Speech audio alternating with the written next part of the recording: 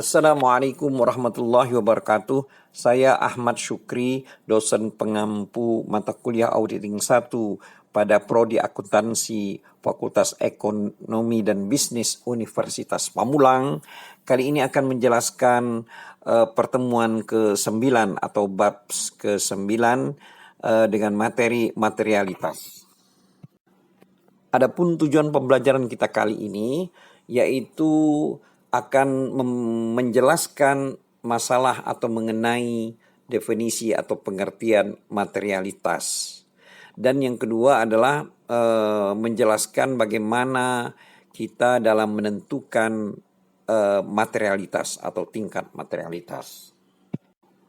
Materialitas adalah besarnya nilai yang hilang atau salah saji informasi akuntansi yang dapat mempengaruhi pertimbangan orang yang menaruh kepercayaan terhadap informasi akuntansi, dalam hal ini laporan keuangan tersebut. Dalam hal ini ada dua cara dalam menetapkan materialitas, yaitu pertama, yaitu perencanaan awal. Auditor menggunakan atau menetapkan materialitas dalam perencanaan audit. Kemudian yang kedua adalah pada saat mengevaluasi bukti audit, yaitu dalam pelaksanaan audit. Baiklah, sekarang saya akan menjelaskan materialitas pada tingkat laporan keuangan. Jadi ini adalah meliputi besarnya salah saji yang terkecil atau minimum dalam suatu laporan keuangan yang cukup penting, sehingga membuat laporan keuangan menjadi tidak disajikan secara wajar sesuai dengan prinsip-prinsip akuntansi yang berlaku umum. Jadi dengan auditor biasanya menggunakan salah saji terkecil atau minimum yang dapat dianggap material untuk salah satu laporan keuangan. Cara atau aturan pengambilan keputusan ini dilakukan karena laporan keuangan itu saling berhubungan. Dan yang berikutnya adalah sebagian besar prosedur audit itu berhubungan dengan lebih dari satu jenis laporan keuangan. Pertimbangan materialitas ini mencakup, itu ada yang disebut pertimbangan kuantitatif dan ada pertimbangan kualitatif. Jadi pertimbangan materialitas ini erat kaitannya dengan untuk menentukan opini bagi auditor. Jadi kalau kita sebut tadi ada pertimbangan kuantitatif dan kualitatif, maka pertimbangan kuantitatif itu berkaitan dengan hubungan salah saji dengan jumlah kunci tertentu dalam laporan keuangan. Sedangkan pertimbangan kualitatif itu berkaitan dengan penyebab salah saji. Jadi mungkin saja salah saji kalau secara kuantitatif itu tidak material. Namun secara kualitatif bisa dikategorikan material. Ini bila kita lihat karena penyebab timbulnya salah saji tersebut yang mengakibatkan kita menganggapnya salah saji itu adalah material. Sekarang saya akan menjelaskan masalah hubungan salah saji dengan kunci tertentu dalam laporan yang seperti dijelaskan berikut. Ya, itu sepertinya hubungan salah saji dengan jumlah kunci tertentu dalam laporan keuangan tersebut adalah misalnya laba bersih sebelum pajak itu dalam laporan keuangan. Kemudian total aktiva dan ekuitas pemegang saham di dalam neraca. Kemudian yang menjadi faktor kualitatif itu seperti kemungkinan terjadinya pembayaran yang melanggar hukum dan kecurangan. Walaupun mungkin secara jumlah kekurangan atau pembayaran melanggar hukum itu secara total atau secara kuantitatif dia itu tidak material. Namun penyebabnya karena itu penyebabnya misalnya adanya fraud atau kecurangan, maka itu bisa dianggap material. Jadi syarat yang tercantum dalam perjanjian misalnya untuk penarikan kredit dari bank itu mengharuskan klien untuk mempertahankan beberapa rasio keuangan dan pada tingkat minimum tertentu. Kemudian juga faktor kualitatif ini bisa juga disebabkan karena adanya gangguan dalam tren laba. Kemudian mungkin juga karena adanya sikap manajemen terhadap integritas laporan keuangan ini juga bisa menyebabkan salah saji itu dianggap material. Walaupun secara kuantitatif dia itu tidak material. Selanjutnya saya akan menjelaskan bagaimana atau contoh bagaimana untuk menentukan materialitas secara kuantitatif. Jadi laporan keuangan itu dipandang mengandung salah saji material jika terdapat, misalnya kita tetapkan salah saji sampai 5% atau 10% dari laba sebelum pajak. Misalnya 5% atau 10% dari laba sebelum pajak itu adalah 5 juta rupiah. Maka bila salah saji dalam laporan keuangan itu sebesar 5 juta rupiah, berarti salah saji itu material. Bila dia di bawah 5 juta, maka kita sebut salah saji itu tidak material. Ya. Tapi kalau di atas 5 juta, berarti salah sajinya itu sangat material. Itu contohnya. Misalnya contohnya itu adalah 5%, ya, penentuan materialitas itu secara kuantitatif 5% sampai 10% dari laba sebelum pajak. Namun bisa juga misalnya kita tetapkan 0,5% atau 1% dari total aktiva. Jadi misalnya aktivanya itu ada 100 miliar.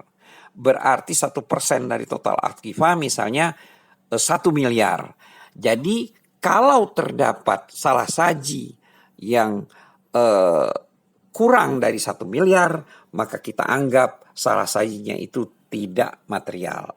Namun kalau lebih dari 1 miliar atau sama dengan 1 miliar, berarti kita anggap salah sajinya itu material. Begitu juga laporan keuangan yang dipandang mengandung salah saji material jika terdapat salah saji 1% dari total aktiva. Jadi kira-kira demikian contoh dalam menentukan materialitas, ya, yang sifatnya kuantitatif. Karena pada dasarnya sampai saat ini belum ada ketentuan baku berapa besarnya materialitas yang dapat ditentukan. Baiklah, sekarang kami akan menjelaskan materialitas pada tingkat saldo akun. Kalau tadi materialitas pada tingkat laporan keuangan, maka ini pada tingkat saldo akun. Jadi saldo akun itu sama dengan saldo rekening. Misalnya saldo daripada rekening kas atau saldo daripada akun piutang atau rekening piutang dan sebagainya dan sebagainya. Jadi materialitas pada tingkat saldo akun itu adalah salah saji minimum yang mungkin terdapat dalam saldo akun yang dipandang sebagai salah saji material. Jadi konsep materialitas pada tingkat saldo akun ini tidak boleh dicampur adukan, ya, dengan istilah saldo akun material. Ya, kalau akun material berarti itu kode rekening yang menunjukkan persediaan material, itu ya namanya. Dalam hal ini itu beda, ya. Jadi sebagai kita contohkan, misalnya, ya, saldo akun misalnya itu adalah akun piutang, misalnya 5 miliar, maka kita misalnya mengambil tingkat materialitas itu sebesar misalnya 10 juta. Maka bila terdapat salah saji melebihi 10 juta atau sama dengan 10 juta, berarti kesalahan atau salah saji itu kita anggap material. Kalau kurang dari 10 juta, berarti salah sajinya itu tidak material. Selanjutnya saya akan menjelaskan hubungan tingkatan materialitas dengan pemberian opini oleh auditor, ya. Jika salah saji dari hasil pemeriksaan itu kita anggap tidak material, berarti salah saji itu tidak mempunyai pengaruh terhadap keputusan pemakai. Jadi keputusan itu biasanya dengan kata lain tidak akan terpengaruh oleh salah saji tersebut. Karena salah sajinya kecil atau tidak material.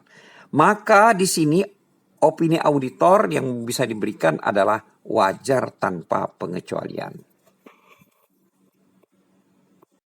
Kemudian kalau salah sajinya itu kita anggap material atau di level material, berarti keputusan biasanya akan terpengaruh jika informasi yang dimaksud penting terhadap keputusan yang akan diambil. Jadi laporan keuangan keseluruhan dianggap disajikan secara wajar. Jadi dengan kata lain di sini opini auditor misalnya itu adalah wajar dengan pengecualian. Ya.